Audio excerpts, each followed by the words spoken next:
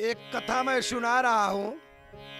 नारी का अपमान तो उस युग युग में हुआ और नारियों का अपमान तो आज भी हो रहा है।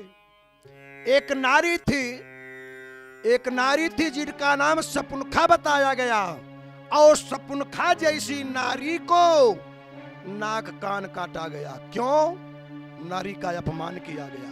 आज जो कलयुग में हो रहा है मेरे भाई लोग, ये मेरे जो नवयुवक भाई लोग बैठे हैं, कहते हैं कि मेरी मैया मुझे पतिव्रता नारी चाहिए, मुझे पतिव्रता नारी चाहिए।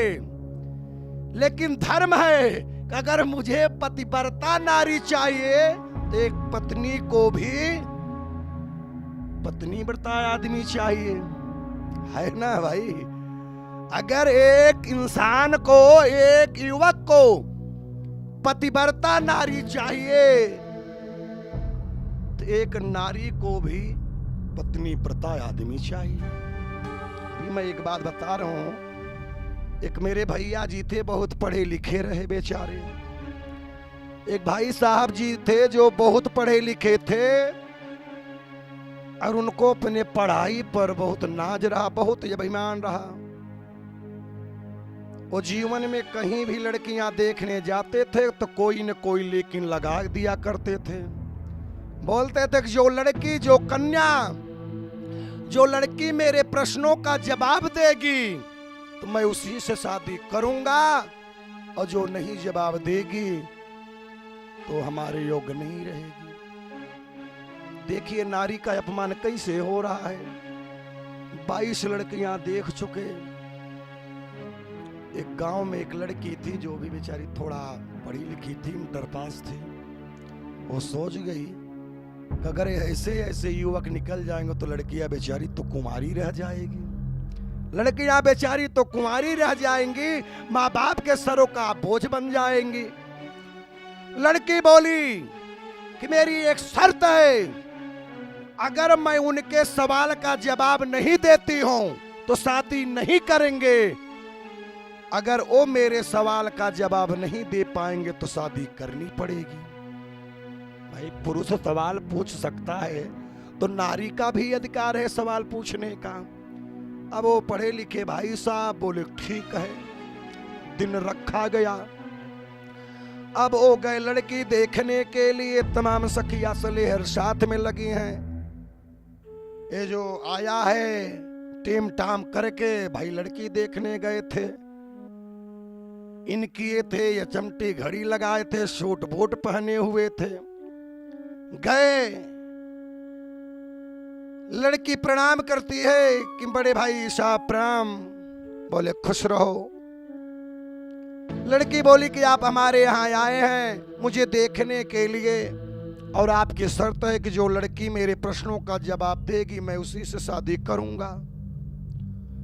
तो लड़की बोली भाई साहब अगर मैं आपका जवाब देती हूं तो मुझसे शादी कर लेना, यदि आपके सवाल का जवाब मैं नहीं दे पाऊंगी तो शादी नहीं करोगे, लेकिन जो मैं सवाल पूछूंगी अगर उसका जवाब आप देते हो तो ठीक है मैं शादी नहीं करूंगी, अगर मेरे सवाल का जवाब आप नहीं दे पाओगे तो शादी करनी पड़ जाएगी। लड़के को अहंकार था। लड़का बोला कि बताओ पहले तुम पूछोगे कि पहले मैं पूछूं? लड़की बोली भैया आप मेरे यहाँ आए हो तो आपका सम्मान करना धर्म कर्म है हमारा, तो आप पहले पूछिए। लड़का बोला कि बताओ जब लड़कियों की शादी होती है तो लड़कियां साड़ियां में कई प्लेटें लगाती हैं। हम भाई जिस लड़की की शादी नहीं हुई हो और जो बिटिया हमारी कभी साड़ी नहीं पहनी हो तो उसे क्या पता कि साड़ी में कई प्लेटन होती है। लड़की को हाथ जोड़ी भैया आपके सवाल का जवाब तो मेरे पास नहीं है। लड़का बोला कि तब शादी तो नहीं होगी। लड़की बोली ठीक है भाई साहब, लेकिन हमारे भी सवाल का तुम्हें जवाब देना पड़ेगा। अगर हमारे सवाल का जवाब देते हो तो शादी नहीं होगी, अगर नहीं दे पाओगे तो मुझसे शादी तो करना ही पड़ेगा। लड़का बोला ठीक है बताइए क्या क्या पूछना है, क्या सवाल है तुम्हारा? लड़की बोली भैया तेरा पद हमेशा ऊंचा रहेगा, हो सकता है कि आप मेरे परमेश्वर भी बन जाओगे। लड़की बोली कि आप तो हमसे सवाल उसारन में पूछे, लेकिन मैं आपको ले चलूंगा अपने छत के ऊपर। पति बोला चलो आगे आगे, वो लड़का बोला चलो आगे आगे। लड़की बोली कि नहीं भैया, ये नारी का कर्म नहीं है कि आप आगे आगे चलो, मैं पीछे पीछे चल रहा हूं। अब वो बेचारे जीना पर पहुंचे, धड़ाधड़ टाक टाक टाक टाक गोड़ रखते पहुंच गए ऊपर। और उस लड़की के छत पर एक भगवान की मंदिर रही। लड़की बोली पहले आप प्रभु के चरणों का दर्शन कर लो। अब उनको तो अहंकार भरा था, उनके पास तो अहंकार था कि मेरे सवाल का जवाब ये लड़कियां नहीं दे पाई, लेकिन ये जो पूछेगी मैं उसे बता कर रहूंगा। लड़की बोली के बताइए भाई साहब, आपके सवाल का जवाब मैं नहीं दे पाई तो शादी नहीं होगी, और आप मेरे सवाल का जवाब देते हैं तो शादी नहीं होगी, लेकिन नहीं दे पाएंगे तो शादी करनी पड़ेगी। लड़का बोला बताइए बताइए क्या सवाल है।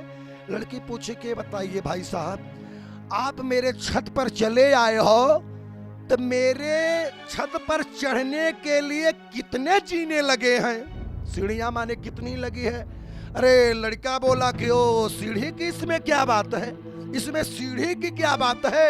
अरे किसी का छत छोटा होता है, किसी का ज्यादा ऊंचा होता है, जितने सीढ़ी में छत पे पहुंच लो उतने का काम। लड़कियां बोली के भाई साहब, कोई लड़कियां मोटी होती हैं तो ये 4 प्लेटन में काम कर लेती हैं, और आज जो हमारी बिटिया बहनी है एकदम पतली पतली हैं, उनकर तो अनगिनती प्लेटन लगता है। अब सवाल तो हल कर दी लड़की, और उस लड़कों को झोंक करके उस कन्या से शादी करनी पड़ा। ऐ मेरी बेटियां लोग, अगर ऐसा जीवन में पति मिले, कितनों भी धन रहे, उस पति को जीवन में स्वीकार मत करना। शादियां जीवन में बार बार नहीं होती है, ये रिश्ता बंधन बार बार नहीं होता। एक गरीब से शादी कर लेना, लेकिन गुमानी युवक से शादियां जीवन में मत करना, नहीं तो आजीवन तुम्हें पश्चाताप करना पड़ेगा। ये कथाएं सुन के जानो बेटियां बहनी लोग, ऐसा दुनिया में आज हो भी रहा है। इसी के साथ मैं कथे पर विराम कर रहा हूं। एक बार प्रेम से बोलिए भगवान भोलेनाथ की।